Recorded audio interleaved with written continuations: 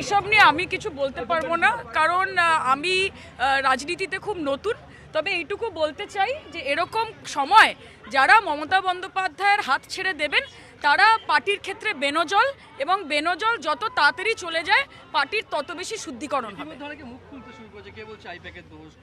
হ্যাঁ, তো খারাপ সময় যদি তোমার বাড়ির লোক পড়ে তোমার বিরুদ্ধে তারাও মুখ খুলতে শুরু করবে প্রবীর, এটা নতুন কিছু না।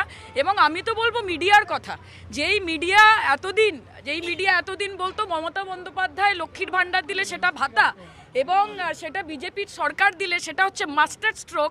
আমার মনে হয় মিডিয়ারও খুব দরকার আছে নিজেদের আত্মসমালোচনা করার। যে এইটা খারাপ সময় মানুষ মুখ খোলে নিজের জন্য। এতদিন যদি দলের বিরুদ্ধে কোনো ক্ষোভ থাকতো, পার্টিতে সবসময় স্পেস ছিল কথা বলার, কিন্তু পার্টিতে তারা সেটা বলেনি। এখন নিজেদের গা বাঁচানোর জন্য, পিঠ বাঁচানোর জন্য যারা বলছেন তারা তো আমার সাথে কাউন্টিং এজেন্ট হিসেবে, কাউন্টিং অবজারভার হিসেবে ছিলেন। একটা বাঁচতে না বাঁচতে কোলাঘাটে গিয়ে লাঞ্চ করছিলেন সবাই, আমাকে যেন কেউ না বলতে আসে। সেটা আমার বিষয়, সেটা আমি বলবো কি বলবো না।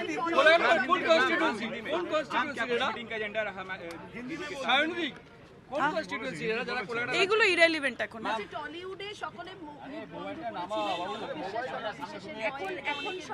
এবার খুলতে বলুন না, খুলে যদি পরিবর্তন আনতে পারেন, টলিউডকে যদি হলিউড করতে পারেন, তাহলে আমাদের থেকে বেশি খুশি কে হবে? অবশ্যই করুন। আমরা চাই যে প্রগতি হোক। আজকে গোটা রাস্তায় আমরা জানি না আপনারা অ্যাকনলেজ করবেন কিনা, সকাল হোক, দুপুর হোক, রাত হোক, মধ্যরাত হোক, যে এরকম ভাবে একটা শুনশান কলকাতা আমরা দেখছি, এটা তো একটা বিষয়। আপনারা আমাকে বলতে হবে না, নিজেরা দেখুন মানুষ খুশি কিনা। চারজন বিধায়ককে দায়িত্ব দিয়েছে টলিউড পুনরুদ্ধার করবার এবং তার গৌরব ফিরিয়ে আনার। তারা টলিউড উদ্ধার করতে পারবেন কিনা আমি বলতে পারবো না, কিন্তু নিজেদের ক্যারিয়ার ডেফিনেটলি পুনরুদ্ধার করবেন। কেন, আমি ফুল ফ্লেজেড রাজনীতিবিদ, এবং আমি একজন নির্বাচিত জনপ্রতিনিধি যাদবপুর লোকসভা কেন্দ্রের, এবং দলের সঙ্গে আমি রয়েছি। আমি পশ্চিমবঙ্গ তৃণমূল যুব কংগ্রেসের সভানেত্রী। আমার কাছে ইদার অর বলে কোনো অপশন নেই। আমি অভিনয় করাকালীন রাজনীতি করেছি, তিনবারের মুখ্যমন্ত্রী, দুবারের রেলমন্ত্রী, কখনো কয়লা মন্ত্রী, কখনো ক্রীড়া যুব কল্যাণ দপ্তরের প্রতিমন্ত্রী, এসব পোস্টে বিলং করেছেন। 7 বারের সাংসদ থেকেছেন। এবং মমতা বন্দ্যোপাধ্যায়ের যিনার দীর্ঘ রাজনৈতিক জীবন, আজকে এত অধপতন, মানে ইনি অতীতকে সমস্ত ভুলে গেলেন।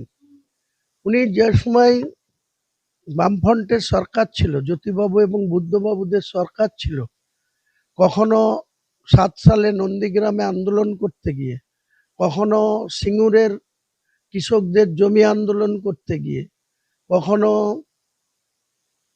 যে পাসওয়ানকে হত্যা করা হয়েছিল, তারপরে একজন মহিলা কি পাসওয়ান ছিল সিঙ্গুরে, তাকে জ্বালিয়ে মারা হয়েছিল, তাপসী মালি।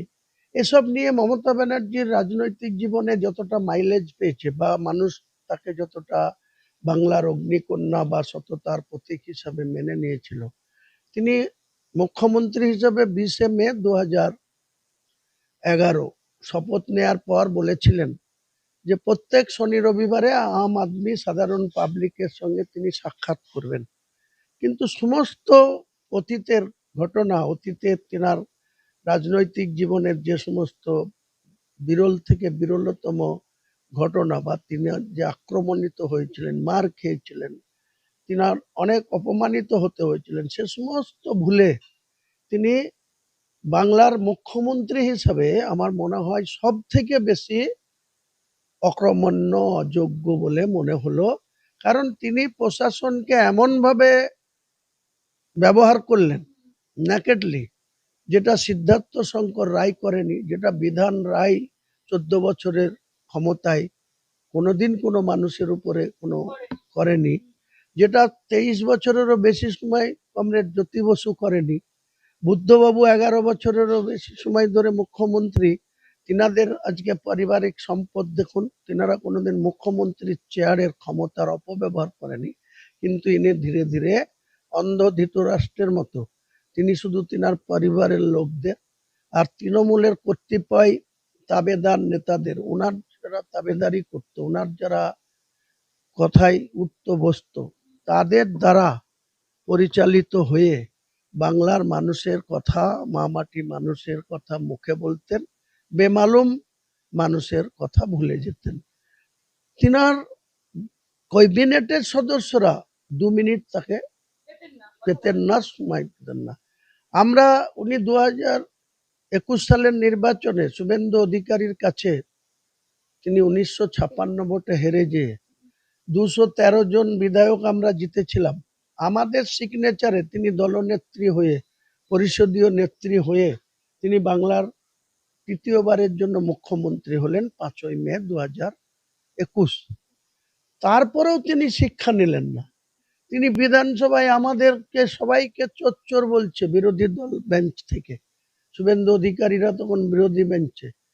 ওনার কার্যকলাপের জন্য, ওনার ভাইপুর সিদ্ধান্তের জন্য আমরা যারা নির্বাচিত বিধায়ক ছিলাম তৃণমূলের, আমাদেরকে সবাইকে চোর শুনতে হচ্ছে। আমরা যখন সেটা প্রোটেস্ট করতে যাচ্ছি, উনি আমাকে থামিয়ে দিচ্ছেন, বলছে এই হুমায়ুন তুমি থামো, আমি একাই 100।